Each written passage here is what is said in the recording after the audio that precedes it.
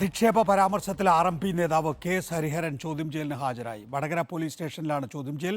ജനാധിപത്യ നൽകിയ പരാതിയിലാണ് നടപടി. സ്ത്രീത്വത്തെ അപമാനിക്കൽ, കലാപാഹ്വാനം തുടങ്ങിയ വകുപ്പുകൾ ചുമത്തിയാണ് ഹരിഹരനെതിരായ പോലീസ് കേസ്. സിനോജ് തോമസ്. സിനോജ്, എപ്പോഴാണ് ഹരിഹരൻ ഹാജരാകുന്നത്?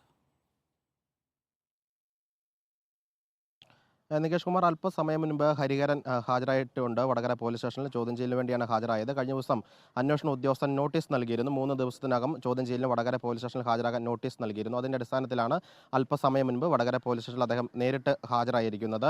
ഈ UDF നടത്തിയ പൊതുപരിപാടിയിലാണ് അദ്ദേഹം വിവാദ പ്രസംഗം നടത്തിയത്. തൊട്ട് പിന്നാലെ വിവാദമായതോടുകൂടി അദ്ദേഹം സമൂഹ മാധ്യമത്തിൽ മാപ്പ് പറഞ്ഞിരുന്ന വാക്കുകൾ പിൻവലിക്കുകയും ചെയ്തിരുന്നു. അക്കാര്യങ്ങൾ ചോദ്യം ചെയ്യുന്നതിനിടയിൽ പറയുമെന്നാണ് KS ഹരിഹരൻ അറിയിച്ചിരിക്കുന്നത്. ചോദ്യം ചെയ്യലിന് ശേഷം മാധ്യമങ്ങളെ കാണാമെന്നും ഹരിഹരൻ അറിയിച്ചിട്ടുണ്ട്.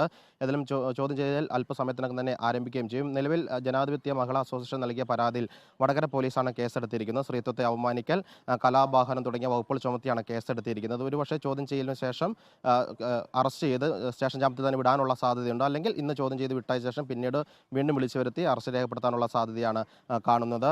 സ്റ്റേഷൻ ജാമ്യം ലഭിക്കാവുന്ന കുറ്റങ്ങളാണ് അദ്ദേഹത്തിനെതിരെ ചുമത്തിയിരിക്കുന്നത്. ഒപ്പം തന്നെ അദ്ദേഹം അന്ന് നടത്തിയ പ്രസംഗം പോലീസ് ശേഖരിച്ചിട്ടുണ്ട്. പ്രസംഗഭാഗം ഉൾപ്പെടെ കാണിച്ചുകൊണ്ടായിരിക്കും ചോദ്യം ചെയ്യൽ നടക്കുക. അതേസമയം അദ്ദേഹത്തിന്റെ വീടിന് നേരെ, ഈ സംഭവത്തിന് ശേഷം വീടിന് നേരെ ആക്രമണം നടന്നിരുന്നു, സ്ഫോടക വസ്തു എറിഞ്ഞിരുന്നു. ആ കേസിൽ ഇതുവരെ പ്രതികളെ പിടികൂടാൻ സാധിച്ചിട്ടില്ല. മലപ്പുറം തേഞ്ഞിപ്പാലം പോലീസാണ് കേസ് അന്വേഷിക്കുന്നത്.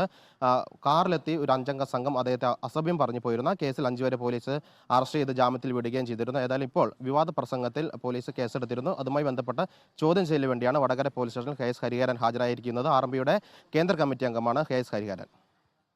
സിനോജ് തോമസ് ആണ് വിശദാംശങ്ങൾ നൽകിയത്.